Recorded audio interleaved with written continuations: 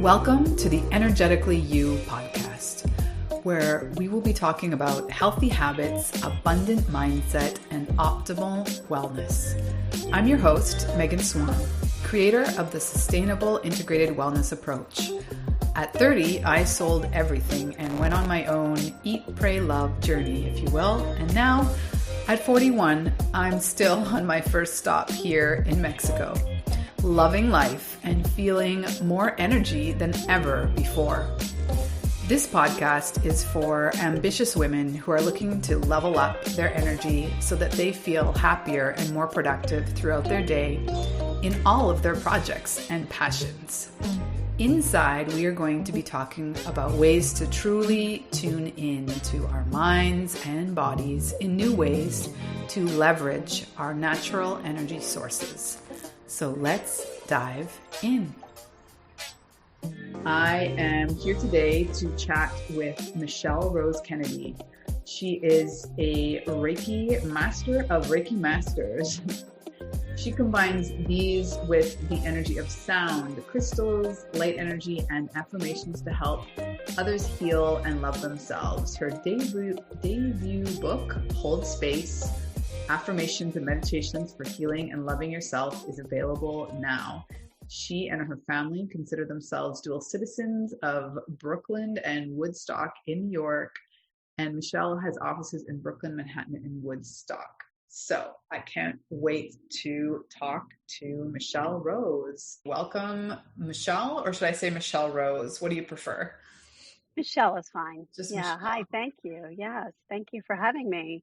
I'm so glad that we connected because I feel like we have many combined interests and many common threads. So let's dive in. Tell me about how you became, first let's start with Reiki, a Reiki master, and how far back does your passion for Reiki go? So that's a great question. My passion for it happened way later than I first heard about it. So my first introduction to it was probably at a psychic fair in college, and I saw somebody doing chair Reiki and there was like ear candling and all kinds of stuff that I was like, oh no, just give me my reading. Reiki seemed too woo-woo for me at the time, but it kind of kept coming back in my life at different points and waiting for me to get ready. So I'll jump to when it was time. In yoga teacher training, I was pregnant with our first, and one of the people in teacher training said, I do Reiki. I'd love to gift you a session for like a shower gift. So I had it and I thought it was great. It was amazing. And she said, you know, you're a healer too. Your hands were on fire. And I said, okay, so what do I do with that? And she said, well, I can't teach you. I'm not a Reiki master yet. So I just put it in my pocket and forgot about it. And then when I was pregnant with our second, a couple of years later, my husband was diagnosed with Hodgkin's, and our yoga teacher said, I have a Reiki master for you to go to. And he went, and it helped so much. I mean, the tumor was shrinking. He wasn't getting the side effects that most people would get. And I said to her, you have to teach me. And I hounded her until she finally had a class. And that was it for me. Like I knew it was definitely part of the picture at the time. I was already a yoga teacher, but it fit so well with body work and energy work. Yeah, honestly, it's kind of like on my radar. One of those things that has ebbed and flowed as well. Not sure if I'll get there, but the moment hasn't presented itself yet. But I am curious for that reason to ask you, what does that look like when you find, like, is it similar to yoga that you basically have to have, you know, some kind of chemistry with a particular teacher that you really feel like, well, first, do all Reiki masters teach? Is that why they're called masters, or what is the process? And is it a time frame, or is it until they say you're ready? What does that look like?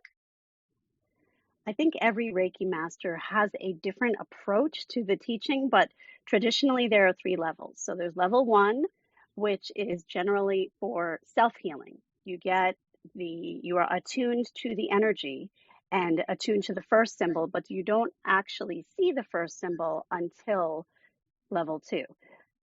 Level 1 is all about learning the hand positions, the tradition, the background, and learning how to work on yourself. Then level 2 can come as soon as a month later. Some teachers want you to wait a few months, but traditionally it's at least 21 days. And level 2, you get the symbols, you see the symbols, you learn how to work with the symbols, and also how to do remote sessions or distance Reiki. And then if you choose, you can be a practitioner at that level. Most people go on to become a master if they want to practice professionally. And you may or may not become a teacher at master level, but you do need the master training in order to attune others. And so my curiosity then goes to, given that everything is so virtual these days, can you do all those things virtually, or do you need to physically have the first 3 steps in presence with someone? So it was originally that you had to be in person. In fact, way before the pandemic, probably about 5, 6 years ago, I had a client from the deep south, and she said, I'm in a very rural area. I have nobody around me that does Reiki. I want to learn it. I had an epiphany. I think this is what I'm supposed to do. So I said, let's do a remote session first, see if we vibe. And if we do, I will consult my Reiki master and my guides and see if this is a good thing to do. My Reiki master said, I'm not a fan of distance attunements, but you have to do what's right for you. And so I consulted with my guides and I said, okay, here's how we're going to do it. We're going to do it live at the time, there was no Zoom even. It was Skype. So we did a Skype attunement and it worked great. And she was practicing on herself and she was healing and leveling up and, advancing and awakening. And it was fantastic. I know now that was my practice to be ready for this pandemic, because I had several classes lined up for 2020 and then the pandemic hit and so many people were scrambling and I was like, I got this. I've done this before. Yeah. So it can be done, but there are some people out there who just have videos that you pay them a minuscule amount of money, like $10, $20, $50, and you'll be attuned. But just watching a video is really not enough. It has to be live with the Reiki master. Yeah, no, I would think definitely I would want to. Honestly, I think I would in my ideal scenario is to do at least some part of it in person. But anyway, enough about me and my potential. Let's shift into the Akashic readings and that whole world. When did that come across in your sphere of influence? And tell us all about it, because I'm very new. So Akashic Records, I thought that every single Reiki master could do it because it was on the moment I was attuned. In fact, it was probably present before. I just didn't know what it was and I didn't know that it existed. It was just part of me. It's something I did. So I can tell you, I remember very specifically in my 20s that I had an experience. Someone was telling me about a past life regression she did. And as she was saying it, I was seeing the whole thing happen. And then I described it. Did you look like this? Were you wearing a bow? Was it this kind of staircase? And she said, oh my God, how do you know all that? And I said, I don't know. But again, put it in my pocket and didn't think about it. And every session that I had with people, I would see things of their past, of sometimes past lives, sometimes their past childhood events, traumas, things like that. And I just truly thought everybody did. What happened was there was a session that I had with someone who was a starseed, and I had never seen that before. And starseed, for those who don't know, is that your soul originated on another planet or star system. So extraterrestrial, alien, however you like to describe it. So I called my Reiki master and said, I had this experience, and I told her, and she said, that's the Akashic Records, Michelle. And I was like, okay. But so I had to go research because I had never heard it before and I didn't want to sound stupid to her. So I went and looked up Akashic Records and said, okay. And then I got on all these Reddit message boards, Facebook message boards. Who else does Akashic Records with Reiki? And I found one. I found one person and we hit it off. She's in the UK, I'm here. And she had a similar experience that she just awakened to realize this was something special. And the way energy works, once you acknowledge something and accept it with love, it expands. And suddenly I was getting more and more info, past lives, more star seeds coming in for sessions. And it's just incredible. I mean, there are people who have come to me that have had past life regressions and they know about the lives. Like I'll say, okay, so you had this war lifetime, and they're like, yeah, I know about that one. Like, okay, do you know how you died? No. Okay. So then I give them more details and flesh it out. But it's a great validation to me to know that they know something already because we're just fleshing it out. And you really can't make this stuff up. It's different for everyone. So is it something, I just want to understand as much as I can. Is it something that you were intuitively doing in your Reiki sessions before you really understood what it was? That's how I heard what you just said. Yes. So we have one of the symbol that is used to connect to, they call it the ether tube, which connects you to, let's say if you're here and I'm there, I can use that symbol to connect to your energy field with Reiki. So that symbol combined with the pure nature of Reiki itself helped me connect to the Akashic Records. I also believe that part of it, because I was never formally trained in Akashic Records, I have come to believe that one of my guides is a keeper of the Akashic Records, and that's why it came so naturally to me. And so would you say it's an Akashic Record reading for my? Yes. Okay. And so there are people now that come to you for just that, or is there always Reiki involved? As of right now, and this is what I always tell people, Reiki always came first for me. It's when I'm channeling Reiki that it's like that gets plugged in. I go up because it's always coming from up. I have flashes of things come in when I'm just talking to somebody, but I haven't separated that out as a session. The way I use the Akashic Records is kind of I use it as the gift that it is, that I help people heal their trauma or their karma that came with them from a past life. So if we carry around a lot of burdens, or we have a particular belief system that we don't know where it came from, or a fear, that it could be past life. So once I start and connect with Reiki and their energy field, it just zips me back to that time of the source. Yeah. Okay. So could you just define Akashic Records for people that have no idea what we're talking about? Yes. So Akashic Records, it is believed that each and every one of us has a book in a library somewhere in heaven or space out there somewhere. And it's a book of every single one of our lives, every life experience, every karmic debt, every soul contract in every lifetime, as well as potential futures. And it's all written in this book. So when I connect to the Akashic Records, I'm usually shown snippets, whether flashes of a scene of that life, or images from that lifetime, or I am clairaudiently being told things that a person needs to know.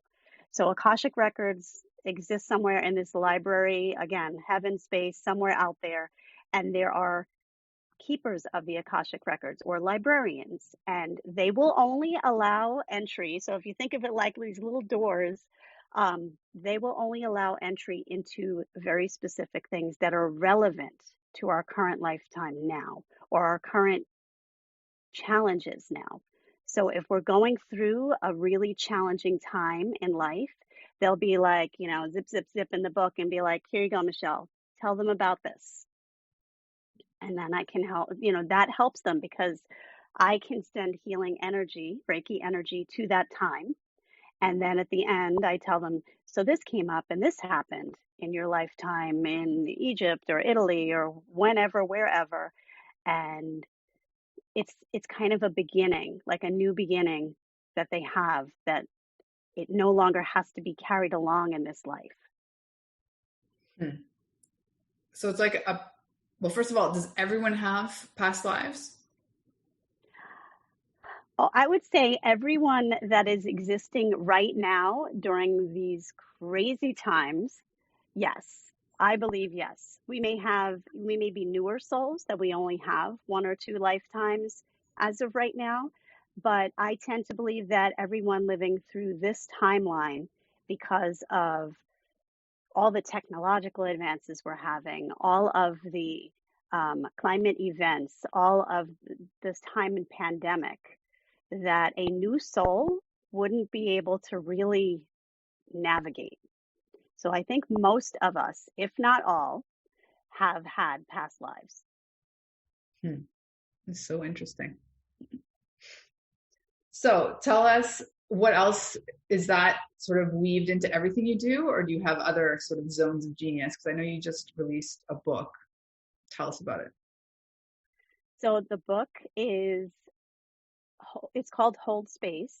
Subtitle is Affirmations and Meditations for Healing and Loving Yourself. And it came out of basically, with working with Reiki and the Akashic Records, I end up attracting a lot of people who are dealing with PTSD or grief or really heavy anxiety or depression and things like that. And they tend to come more often, more frequently, more amount of times, because their trauma, their pain, everything is buried deep, and it may take a few sessions to, unearth all the levels. And people were saying to me, what can I do in between now and the next session? So I would write them affirmations. Sometimes the affirmations were channeled from their spirit guides, but often I would I would be the one to put it together in an affirmation form. Like the guides would tell me some tidbit of wisdom, and I'd be like, that could be made into an affirmation. So I put all these affirmations together and kind of had them aside. And once the pandemic happened, I felt very pushed that it was time to make this into a book. And I joined a class that helped me with accountability, because I need that. And I can't just do it on my own, because it's too many notes in my phone and not enough typing at the computer. And I finished it, and I was really excited. And then writing it was the easiest part, because then there was me editing and realizing what was missing or what needed to come out, and then sending it to an editor who said, hey, just like you did, can you explain what Akashic Records are to the rest of the gang who does not know? And realizing, oh yeah, like everybody's not in your head, Michelle. So I had to add a lot, take some stuff out, and then proofread. And I self-published, so I had to get an artist to do the cover. It was so many different things that have to be done to get this book out. So I by the time it got out, it's just under a year from start to finish. But it's exciting. I made it so it's not super woo-woo. There are mentions of Reiki and Akashic Records in it, but it's really for anyone. I have had people come to me that are in recovery, saying that it's helping them with their addiction, and they're sharing it with people in their programs. People with PTSD are using it and saying, I didn't even think of this technique or these words, and they hit me exactly where they needed to hit me, and perfect timing. So I really wrote it to be this kind of gift for people, even if you're in therapy, to be this extra tool, just like for my clients, like here's an affirmation in between sessions, as a tool to help you along in your own part and journey. Amazing. Well, congratulations. I remember I wrote my first book. I say first because I have many books percolating in the back of my mind, potentially one more coming this year or within the next calendar year. But yeah, it's such an accomplishment. I mean, I just remember it's such a great feeling when it's done. So congratulations. Enjoy it. I also wanted you because we're both yogis, so it's one of always my favorite phrases, hold space, to hear that. Really in any meditative or yoga space. But can you kind of explain what you mean to that to people that maybe aren't so in the yoga world? Thank you. Yes. In fact, we say that in the Reiki world too, and therapists say it in their world that Reiki is not me healing you or healing you or you or you. Reiki is me. Yes, I'm channeling energy through me to you and sending it to you. But really, we are holding a space to draw in this energy, and you take what you want and you leave what you don't. Same thing with a therapist. They may tell you something and you're not ready to hear it, so you leave it at the door. So holding space is just that I or you or anyone is there holding this space for your healing to happen in your own time. Just like when I said I came across Reiki a few times, it's almost like my guides were holding a space for me to just rediscover Reiki and be ready to bring it into my life. So the title actually came from my guides. It originally was going to be titled Manifest the F Out of Your Life. And my editor said, it's not, your book is not sassy enough. It's not nasty enough. It's not sarcastic. It's very nurturing and nice. And the title doesn't fit the book. So I had to go back to the drawing board. I had no idea what to make it. And I felt like everything was slowing up this process. So I do Reiki on myself regularly. I did Reiki on myself before I went to bed, and I'm going through all my things and asked my guides for guidance. And I fell asleep and I hear, hold space. And then I saw it like written in my dream, and I was like, I'll remember, hold space. And then they were like, wake up. And I woke up and I wrote it down. When I woke up, I knew that I was given something, but I'm glad I wrote it because I could not remember it. And then once I kept saying it over and over in my head, I was like, this is really perfect, because that is what healing is about. Even when we heal ourselves, right? If you think about it, when you get a cut, you go and you wash the wound, you put an ointment on it, you put a Band-Aid on it or a bandage, and you hold space for that healing until it heals. And that is the aspect, that is the full meaning of hold space. I love that explanation and the backstory of that's how the name of my first child came to me. We were just like going back and forth. Then one night, just as I was falling asleep, it's as if someone whispered it to me, and I was just like, yeah, tomorrow I've got to investigate like what are all the possible meanings of that name. And anyway, it was perfect. Yeah. So one last question. You've mentioned a few times asking your guides. Can you explain to us what you mean when you say that? And I've heard in different interpretations of, do people have different numbers of guides? Like, how would you introduce someone to that concept? So I think the perfect way of looking at it is, even if you're not comfortable with like the woo, and the book that you're reading introduces a lot of that. She loves to say the woo, right? The woo-woo aspect is that we all have these, etheric beings that are around us, and we are each and every one of us, not even assigned. We choose one spirit guide who's going to stick with us the whole life. And they stick with us through thick and thin, and every other guide that may come along the way, because we do have some that come along the way as we evolve spiritually, physically, mentally, emotionally. But there's always that one, and they are kind of like the guardian, and they have to approve everything that filters through. We can think of it as a higher aspect of ourselves, that we are a soul in a body, but part of our soul is somewhere out there in space and directing us, because they know everything. Because in our brain, we don't know everything, because we don't use all of our brain. We use very little. So there's this all-knowing, omniscient soul that guides us along. And we all have that inner voice. And we may not all hear it because not everybody is audio, not everybody is visual. We may have a feeling and we get the chills when things are, happening that we're like, "Ooh, I just got the chills," like as an affirmation that something is true. Or we get the creepy feeling of the hairs in the back of our neck that tell us something's not good. That is your spirit guide communicating with you. So we all have it. And a lot of people have an inner voice, that little voice that not the one, Not the not ego. the one that tells you exactly, not the ego one, the inner critic. That is not your spirit guide. That is the programming you got here from parents, teachers, and elders that gave you the wrong info. No, it's the one that's very loving. It's like the little kid self of you that loved the world and saw everything beautiful. The one that says, go write the book or you can do it, right? That's the inner voice. That's your spirit guide.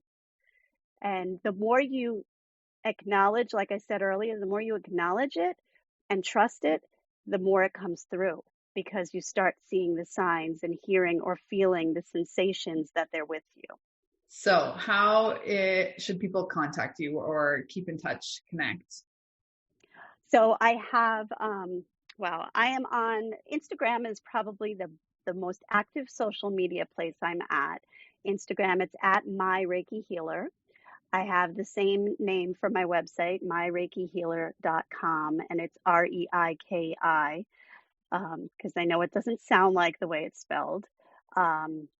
What else? I am on Facebook, but less. I am on Clubhouse, and I do lots of little free groups, and we just kind of have these amazing rap sessions about things like spirit guides and star seeds. And I sometimes lead meditations there. Sometimes I do oracle card readings, and it's just very free form. But again, it's holding a space for whatever everybody needs with this kind of loose theme.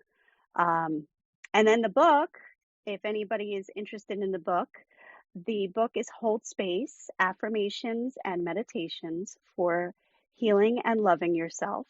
It is available on Amazon for ebook and paperback. And I think that is most of my contact info. And just to mention, we do have a yoga, background in common. I am more of a Reiki master now than a yogi, but everything yogi fit in and became part of this beautiful, thing that I do with the meditations that are in the book. All of that could not have happened without my Reiki, my yoga background. Definitely. So do you teach Reiki people to be Reiki masters now, or are you still? Yes. Yeah. Okay. So I mean, we're all virtual right now still, but I believe that sometime in 2021 I will be teaching those classes in person, and I think I will keep up virtual because I've had students all over the world at this point. So that's kind of cool, and I want to keep that option open to people. Yes, definitely. And I think it's such an interesting, probably way of thinking about Clubhouse is holding space, like that's what those rooms are. And that's kind of what's special about it. It's one of those things that I will get back to doing consistently because I've had I've been fly on the wall in some amazing conversations, but also participated in some. And so let's connect I'll come hang out and get an oracle card reading. That'd be cool. Cool. Yeah. Well, we'll be in touch, and thank you so much for sharing your energy, your time with us this evening. And I'm so excited to hear more about your journey in the future. Thank you. Thank you, Megan. Namaste. Namaste.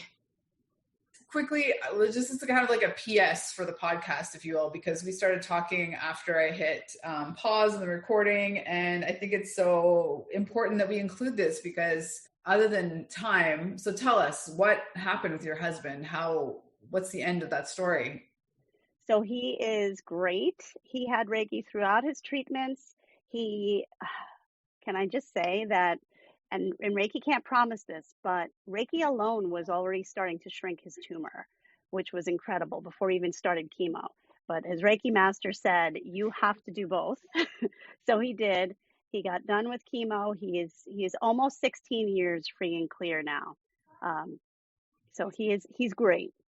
Wow. Okay. That is so amazing to hear. And I wanted to share that with everyone. So thank you for letting us record that little PS to the podcast. And yeah, I'm totally signing up for a session, Michelle. So we'll be in touch. Thank you so much, Megan.